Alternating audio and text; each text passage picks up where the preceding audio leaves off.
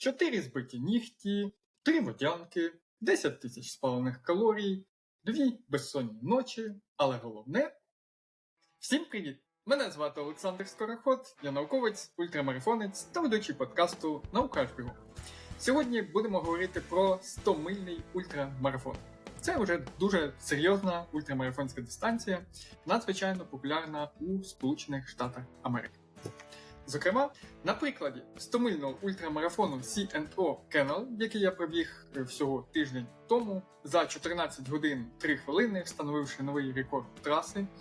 На прикладі цього ультрамарафону розглянемо особливості підготовки до 100-мильної ультрамарафонської дистанції, поговоримо безпосередньо про сам рейс C&O Canal, а також про основні помилки, яких варто уникати, якщо ви хочете пробігти добре з гарним результатом 100-мильну дистанцію. Якщо ви ще не бігали 100-мильний ультрамарафон, напишіть про це в коментарях, напишіть, наскільки це відео було вам корисне і пізнавальне.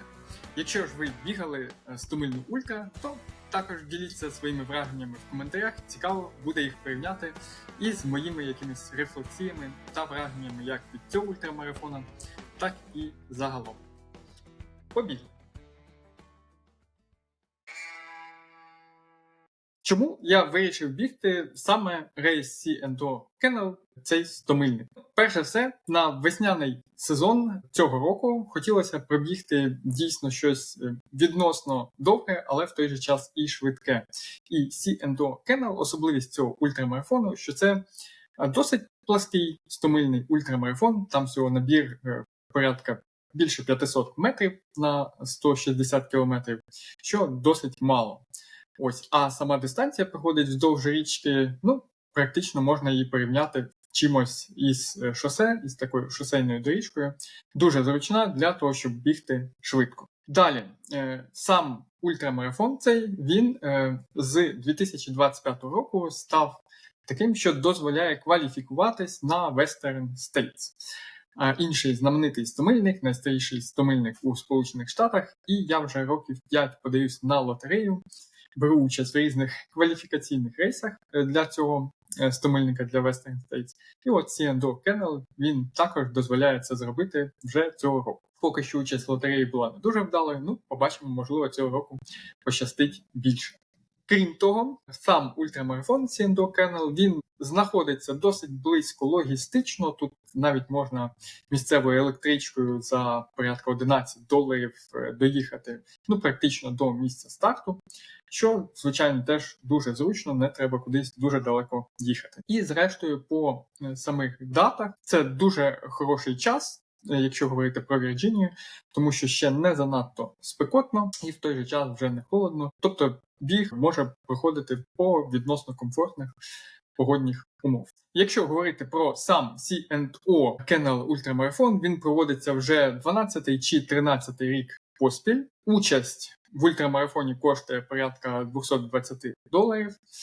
Додатково ще 5 чи $10 оплачується за паста-паті. І, власне, в набір учасника входить стартовий номер, потім оця футболочка чудова, яка на мені, далі ось така от кепочка і такий от recovery mix, який я ще не встиг поки що використати. Всім фінішерам, тобто людям, які вклались 30-годинний ліміт, організатори дають ось таку ось пряжечку. Зазвичай пряжки, тут традиція в Сполучених Штатах давати за те, якщо ти вкладаєшся в 24-годинний ліміт. Тут же цей ліміт трошки більший, 30 годин, і, напевно, тому цей рейс також приваблює учасників, особливо, звичайно, початківців, хто хоче пробігти свої перші 100 миль. Цей рейс дуже зручний тим, що він, оскільки плаский, то його можна подолати значно швидше, ніж, скажімо, гірські рейси з набором там 4-5 тисяч метрів. Цього року всього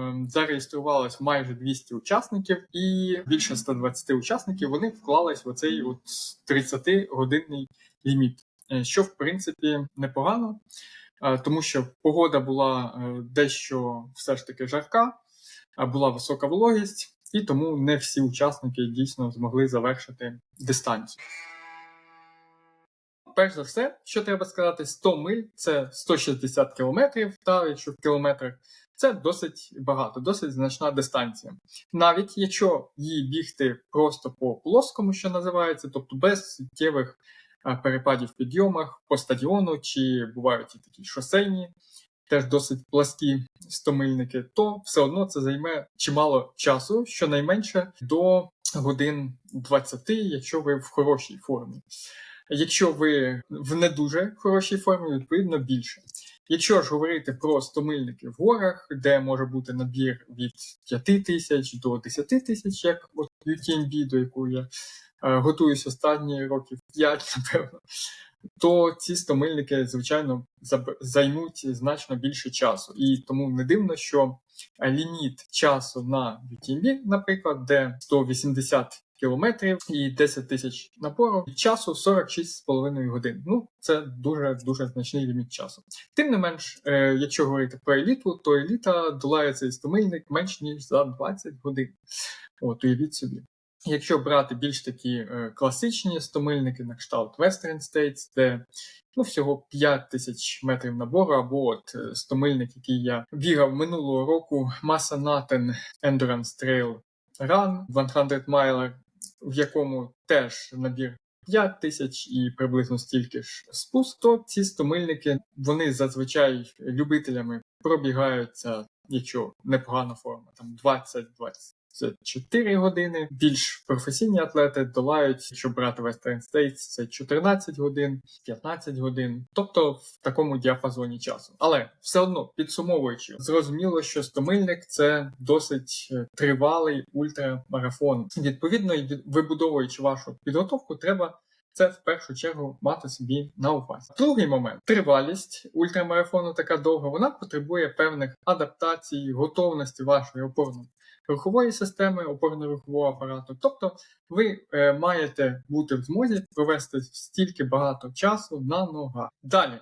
Який ще важливий компонент підготовки до стомильника? Звичайно, це ще вміння поновлювати свої запаси енергії, тобто правильна стратегія харчування та гідратації. Залежно від того, коли і де проходить ваш стомильник, які умови, яке розміщення пунктів підтримки харчування, це все потрібно враховувати, ваш темп, знову ж таки. Ось, це все потрібно враховувати для того, щоб собі збудувати цю стратегію. Коли у вас є досвід на більш коротких дистанціях, наприклад, 50 км, 60 км, це вам зробити буде значно легше. Якщо 100 км, то взагалі чудово, та це вже дуже близько до стомильної дистанції. Але тим не менш, стомильник часто кажуть, що він починається, справжній стомильник, ультрамарафон, він починається після 100-го кілометру. І в своїй розповіді сьогодні я ще до цього моменту буду повертатись. Тому що, дійсно, якийсь час організму, десь до 8-10 годин, залежно від вашої форми, досвіду, він, можна сказати, функціонує в одному режимі. Після цього часу він уже функціонує трошки по-іншому. І треба бути готовим. У когось можуть починатись проблеми з травленням, у когось набрякають ноги, і так далі. Не буду тут дуже сильно залякувати тих, хто хоче спробувати пробігти якось 100 миль, але суть в тому, що треба бути також готовим до ось цих змін і бути дуже уважним до свого плану харчування та гідратації. Про це теж сьогодні будемо ще докладно говорити. Що стосується загальної концепції моєї підготовки до ультрамарафону стомильного від початку сезону. Сама підготовка зайняла приблизно 14 тижнів, тому що 2 тижні на початку січня я прохворів. І у мене досить високий VO2 Max, але, звичайно, за час міжсезоння, за час хвороби, мої пороги, поріг анаеробного обміну, поріг аеробного обміну, вони, відповідно, досить суттєво впали. І моя швидкість так само впала, і здатність ефективно використовувати свої енергетичні ресурси на певних швидкостях, вона так само просіла. Тому основна ідея на початку сезону була посунути максимально ці пороги, поріг анаеробного обміну, поріг аеробного обміну, і завдяки цьому, завдяки покращенню своєї швидкості, потім показати досить швидкий результат на стомильному ультрамарафоні. Але розвитку самих швидкісних якостей для стомильної дистанції, цього точно недостатньо, вже перевірено і, на жаль, не раз на своєму досвіді, на своїх якихось попередніх травмах, які отримував. Для того, щоб бігти ось таку досить довгу дистанцію, як я вже говорив, потрібні ще гарно укріплений опорно-руховий апарат і здатність тривалий час перебувати на ногах. Тому паралельно з тим, що йшов розвиток швидкості за ці 14 тижнів, так само, якщо подивитись по моїй страві, хто не підписаний, я в опис додам посилання, можна теж підписатись, там всі тренування викладаю. Так ось по страві, там видно, що поступово я нарощував об'єми для того, щоб вийти на такі пікові в районі 100 миль. Так ось, другий момент – це був поступове нарощування обсягів бігових. І дійсно мені вдалося за час підготовки кілька тижнів 150-160 км понабігати. Основні тижні це було десь 130-140 км, що в принципі досить непогано, як на мене, для стомильної дистанції. Так само, що стосується укріплення опорно-рухового апарату, я про це багато писав у блозі, розповідав у відео, там де йдеться про півмарафонську дистанцію, що так, я двічі на тиждень мінімум, це робота в спортивному залі, робота з вагами, в основному різноманітні випади, вправи на квадріцепс, задню поверхню стегна, потім стопу, тобто ті проблемні часто місця у багатьох любителів, у мене також, які треба укріплювати, треба розвивати. Також це роботи біг в гірку, прискорення в гірку, які теж дають стимул для м'язів ніг. І, звичайно, ще досить багато часу, це в мене йде як така ранкова зарядка, це загальна фізична підготовка, тобто вправи на прес, на кор, так званий, для того, щоб розвивались не тільки ноги, а й загалом м'язовий корсет був таким, що дозволяв бігти, маневрувати і робити це досить довгий тривалий час. В цілому, якщо брати ось 14 тижнів підготовки до стомильного забігу, звичайно, цього часу малувато. Тобто, що я бачу по своїй підготовці, я б точно, напевно, взяв тижнів 16-18 мінімум для того, щоб гарно ось ці пороги, поріг анаеробного обміну, аеробний поріг, щоб їх посунути, і потім ще попрацювати останні тижні 3-4 безпосередньо цільово в темпі до ультрамарафонської дистанції, для того, щоб заточити ось цю підготовку. За 14 тижнів, трошки вийшла підготовка така дуже стиснута. Але в моєму випадку тут треба, звичайно, зважати на те, що є попередній досвід. Я бігаю ультрамарафони вже з 2017 року. Перед цим були марафони з 2011 року. Також, ось якщо брати попередній сезон, починаючи з осені, у мене також була дуже непогана готовність, хороші об'єми. Тобто, незважаючи на те міжсезоння і хворобу, яка приблизно місяць це все зайняло, незважаючи на це, все ж таки попередня ця підготовка, вона давала змогу навіть за такий короткий час вивести себе на непогану форму і спробувати пробігти дуже добре, дуже швидко 100-мильний забіг. Що собою являє C&O Kennel забіг? Особливість цього стомильника, а це в першу чергу потрібно враховувати, коли ми готуємось, це не гірський стомильник, наприклад, як Масанатен, який я біг минулого року, де є суттєвий набір висоти, тобто порядка 5000 метрів, так само спуск. Єдиний підйом, який треба збігти і забігти тричі, приблизно він 170, мабуть, метрів, 180, можливо. Це підйом із стартового містечка, відповідно, на трасу, якою потім треба бігти приблизно 15 кілометрів праворуч і потім приблизно ще кілометрів 20 ліворуч. Така виходить як петля, якою ми біжимо. Але в той же час це і не шосейний, не класичний шосейний забіг. Час від часу доводиться забігати на цей пагорб, і це трошки, звичайно, збиває із ритму, із звичного режиму бігу. Особливо це стає помітно на останніх, на останній третині дистанції. В цілому дистанція – це 60 кілометрів. Перша у нас така коло, перша петля.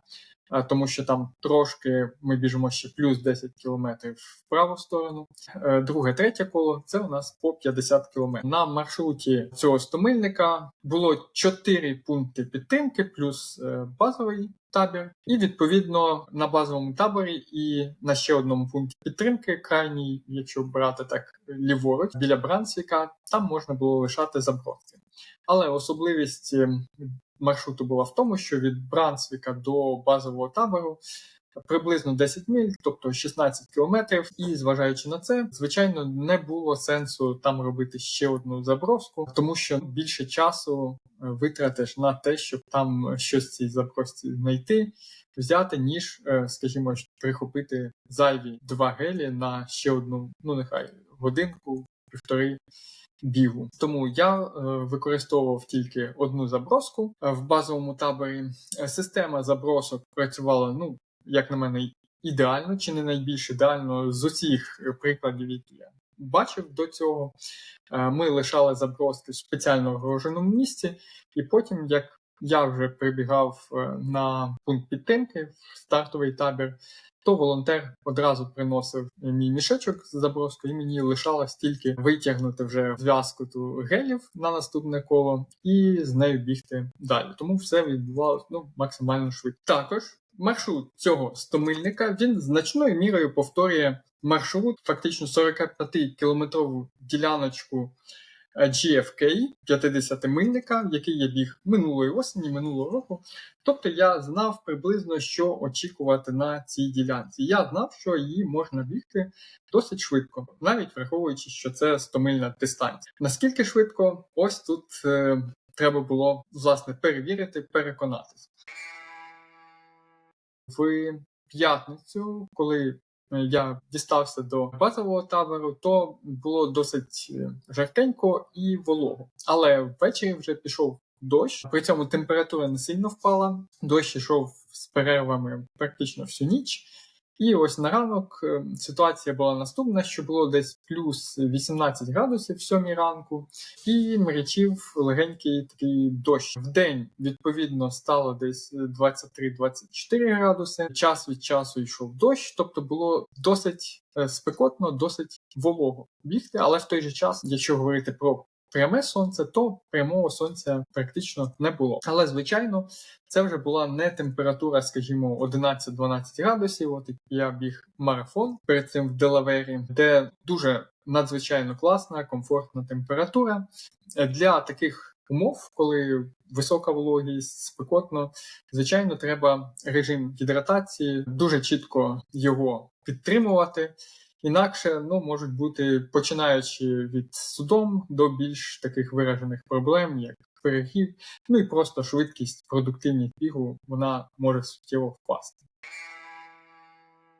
Про покриття дистанції я говорив. Основне покриття – це така дрібна гравійка, побічний ефект бігу по такій гравійці, що хочеш ти цього чи ні, хоча вона була досить волога, тому що пройшов дощ, йшов дощ. Тобто це була не суха поверхня, досить волога. Але все одно ці дрібні камінчики, вони час від часу летять і потрапляють в кросівок.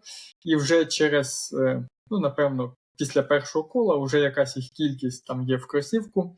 Наскільки вони суттєво можуть потім натерти якісь мозолі, це вже, я думаю, залежить у кожного індивідуально. Мені, мабуть, пощастило, таких великих якихось камінчиків не попадало. І не треба було ні перевзуватись, ні витрушувати ці камінчики. Я, в принципі, пробіг не знімаючи кросівок. Моїх улюблених еворайдів, яких я бігаю всі основні старти цього сезону.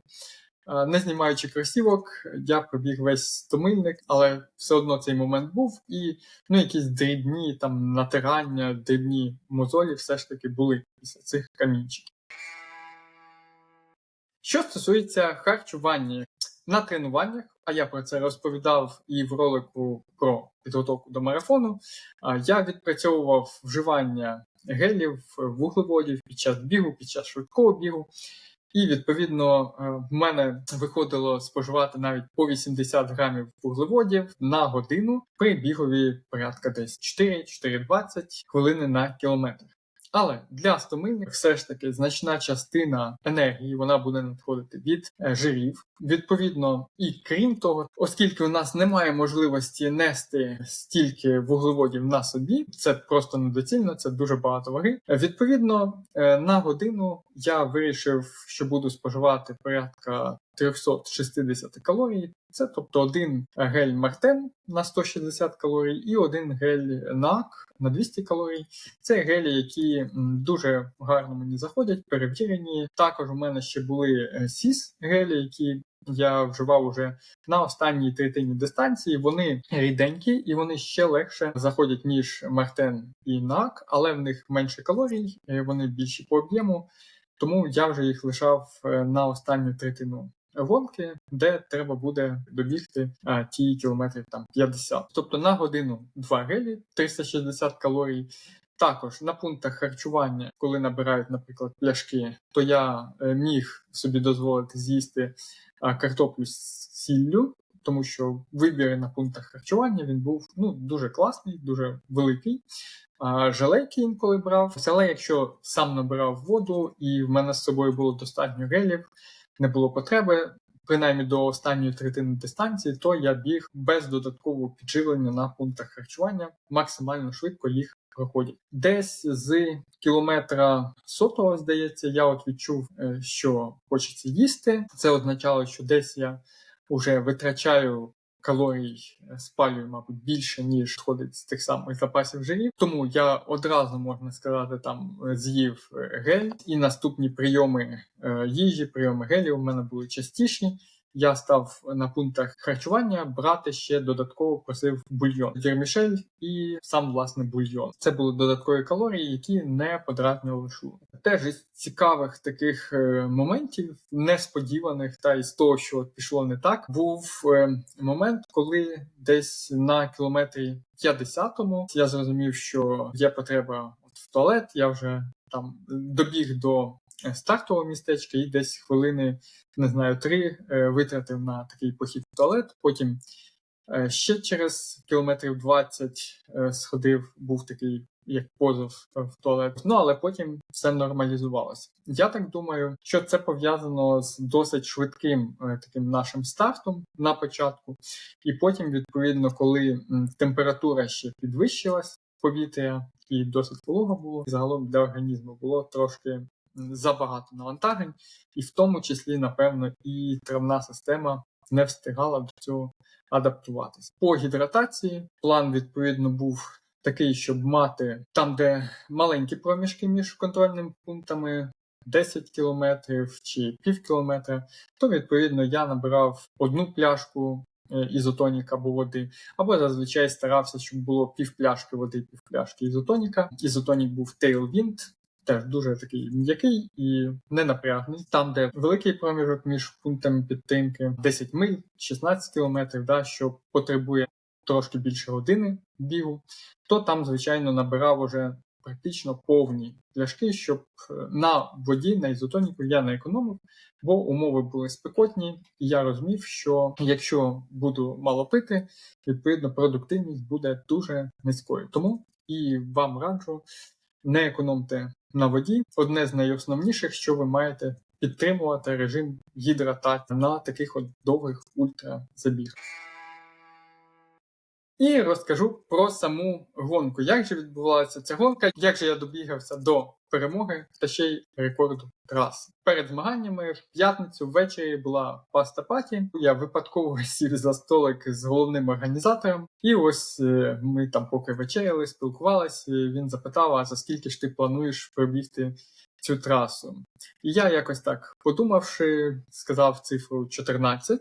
14 годин. Звісно, це була, певна усереднена цифра. Я так порахував, що я можу в ідеальних умовах, якщо все складеться, я можу за 13, можливо, з половиною, але якщо зовсім все піде не так, то, звичайно, і під 15 годин може зайняти цей забіг. І я йому сказав фразу, що за 14 годин. На що він мені сказав, що ось тут є один у нас учасник, який збирається побити рекорд траси, а рекорд складав 14 годин 26 хвилин на той момент. Тому є у тебе така конкуренція. Як виявилось потім, що насправді було 3 таких серйозних суперники у мене.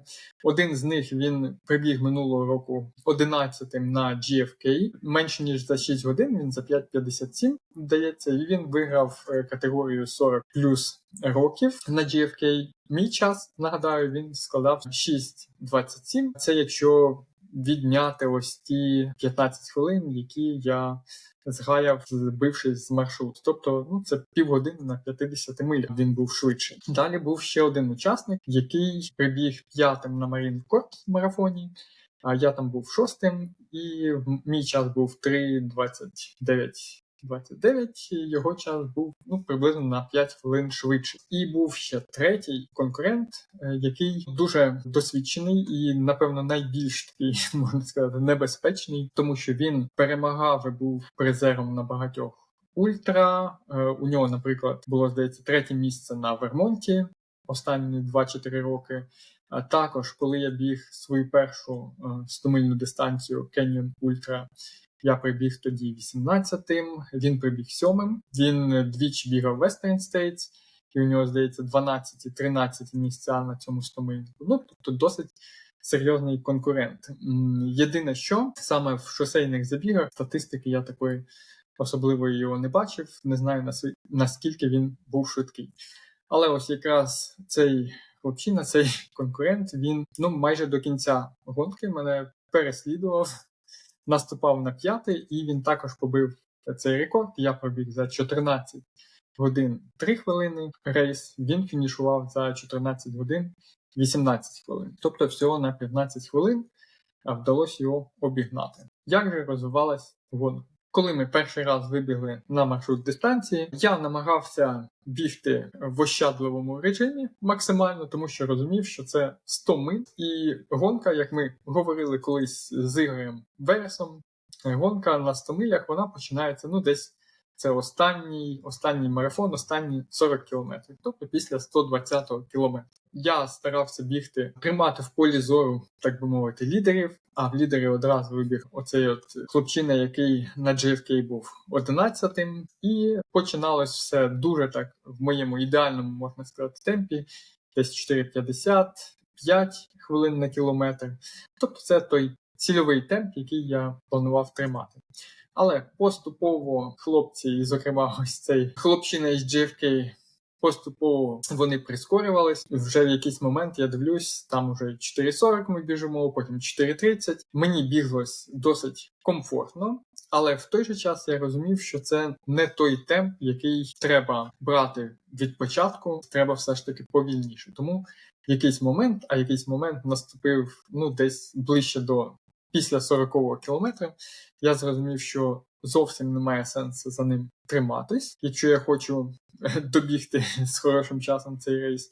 Тому відпустив цього хлопця далі, щоб він біг в своєму темпі. Сам продовжив бігти 4:50 і під 5 хвилин на кілометр. Відповідно, коли я закінчив коло, ось цей перший 61 кілометр, забігав на пункт підтримки головний. Цей хлопчина, він якраз вже повертався із пункту підтримки, подякував мені, що я його трошки підганяв, побажав удачі і побіг вниз зі спуском. Я поповнив запаси гелів своїх, забіг в туалет на кілька хвилин, спускаюсь, цей хлопчина піднімається, каже: "Вибачай, друже, я сходжу з дистанції". Я був трошки здивований таким рішенням, тому що він дійсно досить гарно, швидко біг. Не видно було, що він там якось втомлений. Ще 2 хлопців з моїх основних конкурентів, вони теж вже спускались з базового табору, тому що перші десь 2 кола ми дуже близько бігли. Відповідно, на друге коло я вже вибіг як лідер дистанції. І ось так в супроводі, скажімо, тих 2 хлопців, а вони час від часу наближались, і ми бігли разом, час від часу відставали, тому що я досить швидко проходив пункти підтримки, пункти харчування. Так ми бігли десь на 80-му кілометрі, напевно, то хлопчина той, що обігнав мене минулого року на Marine Corps 50 кілометрах, він так вибіг з-за спини, вийшов вперед. Я думаю, невже він побіжить вперед? Ну, якщо побіжить, хай і біжить. А я продовжую бігти зі своїм темпом, тому що знаю, що ультрамарафон він починається після 120-го кілометра. Але він, мабуть, пробіг так, з півхвилинки десь попереду, потім сповільнився. І на наступному пункті підтримки я дивлюсь, а він загалом уже став бігти не другим, а третім. Він відстав від іншого переслідувача, ось того більш досвідченого хлопчина, який був призером на Вермонті і двічі фінішував Western States. Після першого кола мій пейс, він впав десь до 5:07-5:15 на кілометр. Це було досить швидко, хоча не так швидко, мабуть, як хотілося б, але таке було відчуття, що організм він ніби переключився в інший режим, і фактично я біг перше коло та на тому максимумі, як я по відчуттях міг показати. Друге коло, відповідно, біг на іншому максимумі, як на іншій такій швидкісній передачі, але теж свого роду максимум від того, що міг показати. Ну і третє коло вийшло приблизно так само, як і друге, ті ж 5:15. Єдине, що під кінець, звичайно, вже відчувалась така втома м'язів, і навіть зупиняючись дуже ненадовго, щоб набрати там ізотоніка чи випити бульйон на пунктах підтримки, уже потрібно було трошки часу, щоб розігнатись до оцих 5:07 чи 5:15. Тобто було таке враження, що краще взагалі не зупинятись. Але не зупинятись не можна, тому що потрібно, звичайно, поповнювати запаси енергії. Ось так друге, третє коло я пробіг, лідируючи всю дистанцію. Дуже цікаво було, звичайно, коли біжиш попереду, то ти зустрічаєш фактично назустріч майже всіх учасників, всі кажуть слова підтримки, дехто із американців дуже емоційно реагував, там і давав хай-файв, і кричав, що я amazing і так далі. Волонтери дуже підтримували на пунктах підтримки.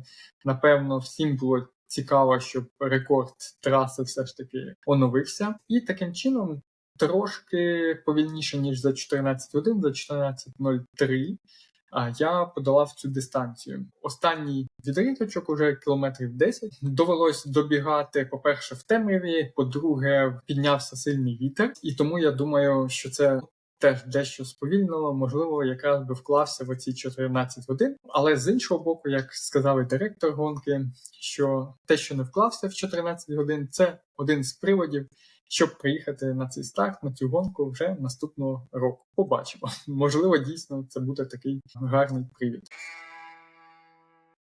І ще один важливий момент, на якому хотів би зараз зупинитись, який дуже, як на мене, суттєвий, це, власне, відновлення після 100-мильного ультрамарафону. Як і, насправді, після будь-якого ультрамарафону, після 100-мильника треба дати достатньо часу організму для того, щоб він зміг відновити оті мікротравми, мікропошкодження в м'язах, навіть в кістковій тканині. Більш того, треба дати психологічне розвантаження, перепочинок нашій нервовій системі, яка працювала дуже багато годин поспіль в інтенсивному режимі. Якщо цього всього не зробити, то, на жаль, можна не вийти на новий пік форми, а навпаки цю форму дуже сильно втратити. Що ж роблю я, який мій на сьогодні протокол відновлення після тривалих ультрамарафонів? Маю на увазі ультрамарафони, скажімо, від 6 годин і довше. Тому що все, що до 6 годин, на рівні 50 кілометрів, можливо 60 кілометрів, ультрамарафони, в принципі, вони потребують значно менше часу для відновлення, хоча все одно цей час вони потребують. Що стосується ультрамарафонів, таких як 100-мильники, які тривають понад 10 годин, в моєму випадку, наприклад, він тривав 14 годин. Які дії далі? Ми фінішували цей ультрамарафон. Перш за все, треба, звичайно, припинити навантаження на опорно-руховий апарат. Тобто замість того, щоб десь стояти, кудись іти, то в ідеалі хоча б сісти, можна навіть лягти ненадовго, щоб м'язи, зв'язки трошки відпочили. Далі, у нас є великий дефіцит калорій, незважаючи на те, що ми харчувалися протягом всього ультрамарафону. Так само буде і дефіцит по електролітах, по воді. Відповідно, перші години, буквально після вашого фінішу, потрібно ці дефіцити заповнити. Часто, до речі, після фінішу ультрамарафонів, то немає особливого апетиту буквально одразу після фінішу. Тим не менш, потрібно вже пробувати попити щось солодке, наприклад. Потім, коли вже апетит потрошку з'являтиметься, можна їсти, знову ж таки, щось легеньке на кшталт банану, чи легенької кашки якоїсь, рисова каша непогана, вівсяна. Далі можна вже переходити до якихось швидких чи повільних вуглеводів. Або якщо вже апетит хороший, то можна з'їсти і щось серйозніше. Тут вже все залежить від ваших вподобань, як то кажуть. Після цього найкращий спосіб далі попрацювати зі своїм тілом – це його трішки розслабити. Якщо є можливість тепла ванна або хоча б гарячий чи теплий душ, то це чудовий засіб, щоб це зробити. Звичайно, потрібно зняти з себе те все екіпірування, яке зазвичай після багатогодинної гонки воно фактично зростається вже з тілом. Надзвичайно велике полегшення, коли це все знімаєш і просто переодягаєшся в щось більш просторе, чисте. Особливо радує, коли із кросівок, які стають чомусь тіснішими, а так вони стають, тому що трішки можуть розпухати ноги, у когось більше, у когось менше. Особливо класно з цих кросівок перемістити свої набігані ноги, стопи у якесь більш просторе взуття, на кшталт сандалів чи в'єтнамок, чи чогось подібного. Тому беріть до уваги, не забувайте брати з собою на старт не тільки кілька пар кросівок на вибір для бігу, а й взуття, яке ви використаєте вже після власне, самого ультрамарафону. Після цього, коли ви вже прийняли ці всі водні процедури, найкраще це, звичайно, постаратись хоча б кілька годин відпочити, подрімати. Залежно вже тут, коли ви фінішуєте, я стараюсь, якщо фініш, наприклад, був, як у мене, пізно ввечері, і попереду ціла ніч, то стараюсь не збивати біологічні ритми, а лягати приблизно так, як я лягаю, тобто до 12-ї, скажімо, ночі. Це дає організму такий стимул, щоб він за звичним режимом пробував відпочивати. Якщо ж фінішую десь уже під ранок, як теж трапляється, залежно що був за рейс, коли він починався, яка тривалість і так далі, то тоді вже навіть не пробую лягати. Можу спробувати лягти, зробити короткий сон в обід, а так, то вже лягаю спати ввечері. Багато хто, я думаю, хто бігає ультрамарафони, то стикався з такою проблемою, що за рахунок того, що в організмі багато цих мікропошкоджень, є десь біль, десь щось болить, десь тягне, потім багато адреналіну, чимало також кофеїну зазвичай ми вживаємо, і спати ніяк не хочеться. Тоді, якщо знову ж таки йдеться про ніч, я б рекомендував просто полежати, відпочити. Можна послухати якусь музику чи подкаст, але дати все ж таки тілу відпочинок, щоб принаймні у організму складалось враження, що ми продовжуємо слідувати ритмам. Особливо переживати, що ви не заснули цю першу ніч, не варто. Можна буде відіспатись дуже добре в наступну ніч. Головне, щоб процес відновлення йшов, як то кажуть, в правильному напрямку. Далі пройшла ніч. Тут ми вже дивимось по своєму стану, в якому стані ми фінішували. І можна вже робити якісь масажні процедури перші. Тобто одразу після ультрамарафону я б не робив масажі чи якісь розкатування, тільки для того, щоб не робити додаткові мікротравми організму, який і так за багато годин вже має багато цих пошкоджень. Тобто треба дати йому час якось це все трошки підлікувати. Але вже на наступний ранок, коли пройде 8 годин, 10 годин, вже можна якісь такі дуже в лайтовому режимі, дуже легенькому режимі такі процедури поробити. Також весь наступний день після ультрамарафону я б не рекомендував, якщо ваш стан дозволяє це робити, я б не рекомендував пролежати весь день десь на дивані, на ліжку. А все ж таки найкращий варіант для відновлення – це так званий активний відпочинок. Це не значить, що вам потрібно йти кудись і знов бігти 10-20 кілометрів. Просто походити хоча б там 5 тисяч кроків, 10 тисяч кроків, залежно, знову ж таки, від ваших можливостей. Але дуже добре ось така побутова активність і активний відпочинок. Далі ще один такий важливий момент от про наступний день, коли ми говоримо.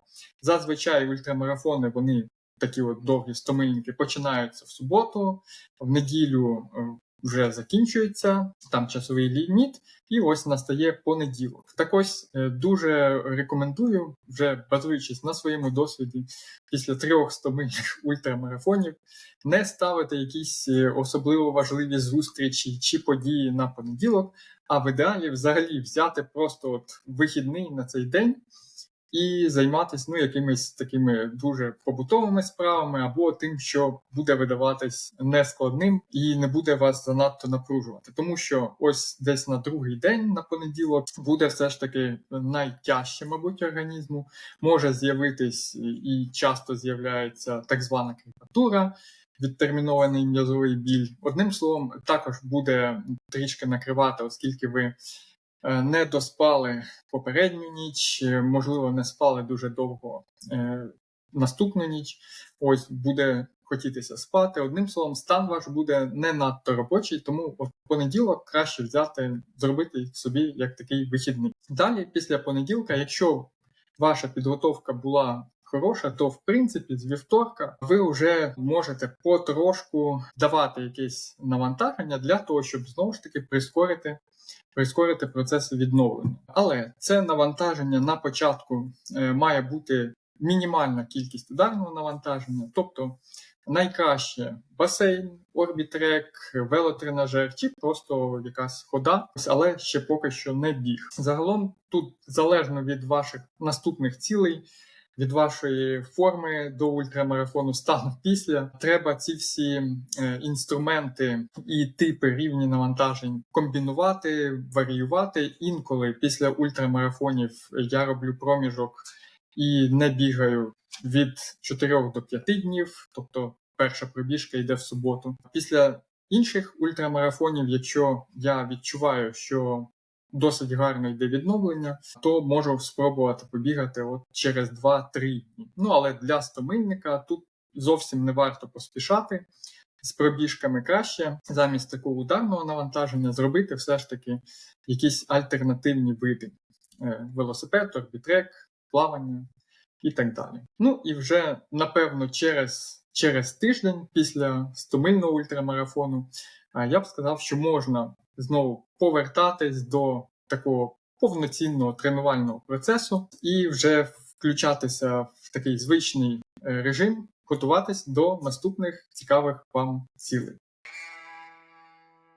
Які ж є типові помилки на стомильному ультрамарафоні, яких варто остерігатися? Напевно, перша помилка пов'язана з темпом, з пейсингом дистанції. Невдалий пейсинг. Зазвичай невдалий пейсинг, він проявляється в тому, що стартує людина набагато швидше, ніж потім може бігти всю дистанцію.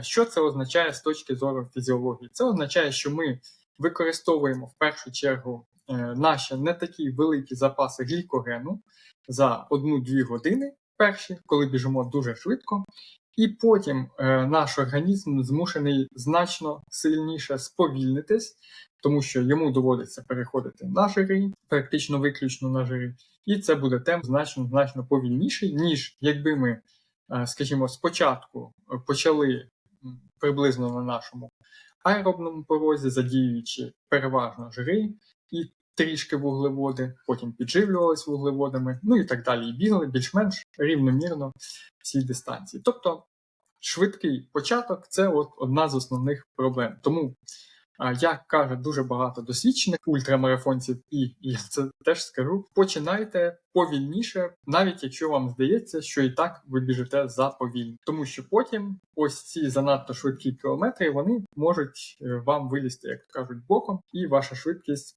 суттєво впаде. Другий момент, часто який зустрічається на ультрамарафоні, пов'язаний теж із пейсингом, це коли ми намагаємось змагатись на перших 100 кілометрах дистанції. Зі свого досвіду скажу, звичайно, змагання, вони всіляко стимулюють те, щоб ви показали якомога кращий результат. Для того, власне, змагання і організовуються. Але на ультрамарафонській дистанції, особливо що стосується ультра-трейлів, томильної дистанції, то змагання вони починаються щонайменше після 100-го кілометра, а якщо ще більш точніше, на останніх 30, ну можливо 40 кілометрах. Тому є сенс до, скажімо, 120-го кілометра, от перші 3 марафони умовно, бігти у своєму комфортному темпі, і тоді вже, виходячи з ваших функціональних можливостей, стану, бажання позмагатися, тоді вже додавати і включати оцей змагальний режим після 120-го кілометра. Це також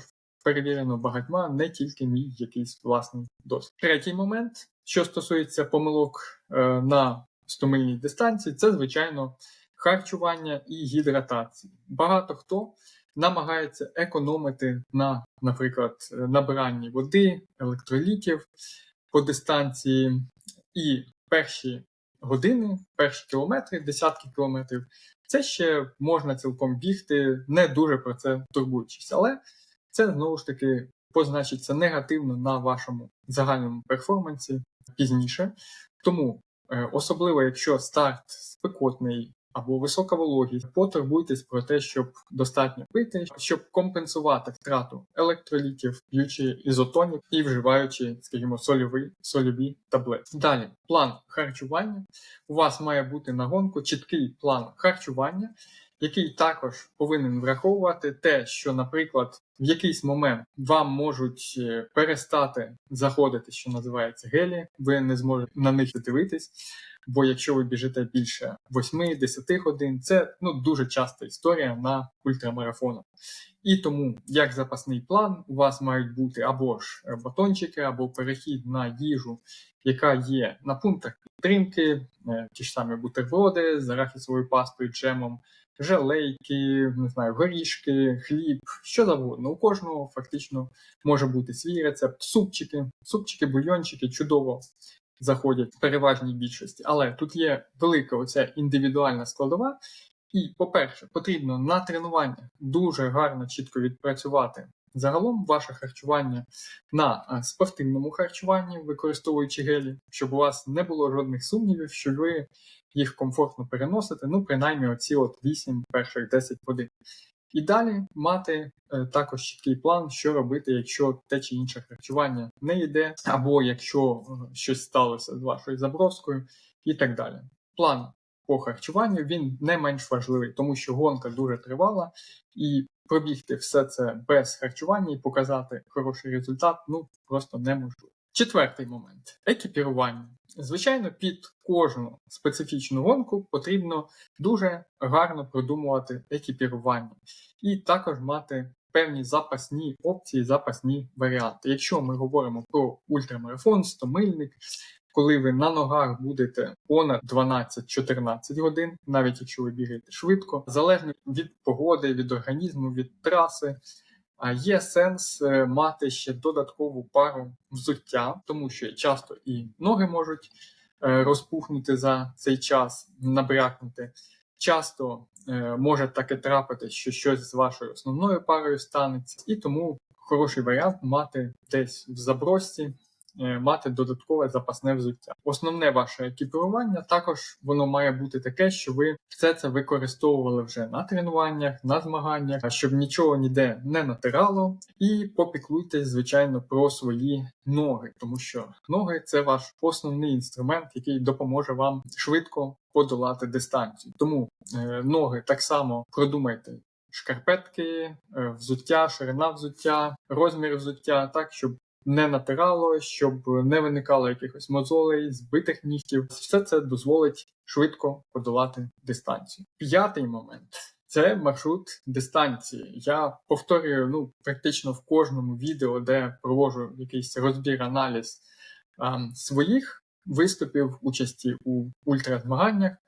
І завжди наголошую, що перше – це GPS-трек, Друге – це вивчення мапи забігу. Не сподівайтесь, що ви будете десь бігти за кимось чи зорієнтуєтесь на місці. Ви маєте мати уявлення у себе в голові ще до забігу тієї місцевості, де ви бігтимете, якщо ви там раніше ще не бігли, маршрут орієнтовний і так далі. Звичайно, якихось деталей, нюансів ви можете не знати, але в цілому план має бути, і більш того, ви маєте ще продумати до початку забігу план вашого пересування руху між різними пунктами підтримки. Це допоможе вам адекватно спланувати харчування і гідратацію по дистанції. Так само до цього ж пункту планування забігів на моїх помилках, на моїх граблях, на кількох забігах, де я не знав оцей фінішний відрізок, то я завжди всім раджу і зараз так роблю. Обов'язково розвідайте останні кілометри перед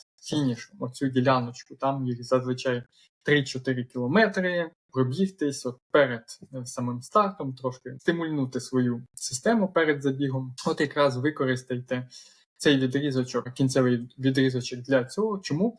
Тому що наприкінці рейсу дуже класно, коли ви знаєте, що ось лишаються ці 3 кілометри, і ви знаєте, куди бігти. Ви ніде не заблукаєте, ви нічого не наплутаєте. Так, ви зможете контролювати ось ці останні кілометри. Це, я вважаю, критично важливо. Знову ж таки, дивлячись по деяким своїм стартам, де от навіть взяти той самий останній GFK, через те, що я не знав ці останні кілометри, і не було змоги розвідати їх, тому що ми стартували з одного місця, а фініш був зовсім в іншому.